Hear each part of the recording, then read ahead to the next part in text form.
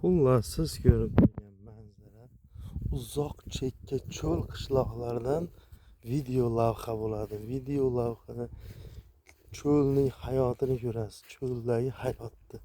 Qanaqa hayot? Nima deysiz? Ariqlar qurigan, birinchi o'rinda suv yo'q bu yerda. Suv nolga teng. Suv tugagan.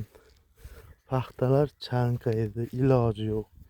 Cho'lda majna bo'ladi, lekin jiyda nima uchun o'sib turadi? Eng zo'ri mana yantoq deydi-yu. Tikon deymiz, yantoq deymiz. Mana bu narsalar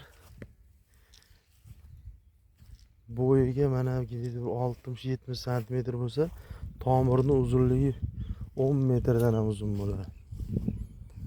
Mana bunaqa mazza narsa bo'ladi.